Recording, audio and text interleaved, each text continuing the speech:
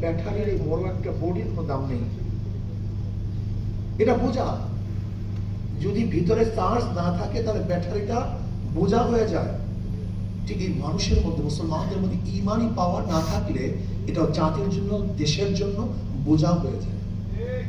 ওরা ইমানকে ক্রয় করার জন্য আসছে, হাজার হাজার কোটি কোটি মিলিয়ন ডলার ব্যয় করতেছে। কোথায় মুসলমান ইমান আছে, সেই ইমানকে ক্রয় করে।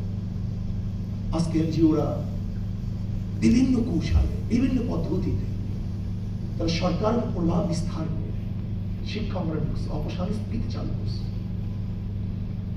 কিন্তু আমি প্রশ্ন করতে চাই, আমাদের দেশে ওলামায়ে কেরাম কি চিন্তা করছেন? আজকে শুধু খ্রিস্টান খ্রিস্টান, কয়জন খ্রিস্টান হয়েছে, কয়জন খ্রিস্টান হচ্ছে?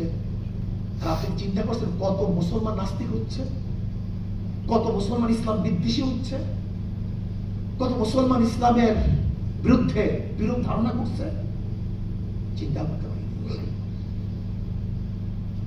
আজকে হাজারো মুসলমানদেরকে বেঈমান বানাবার জন্য সরকার এনজিওদের ভিত্তিতে যে শিক্ষা কারিকুলাম প্রচার করছে, প্রতিষ্ঠা করছে, কি পড়াশোনা করলে একজন মুসলমান থাকতে পারে না। সেখানে প্রেম কিভাবে করবে, কিভাবে হাত ধরবে, কিভাবে চুমো দিবে, প্র্যাকটিক্যাল শিক্ষা দেওয়া হচ্ছে।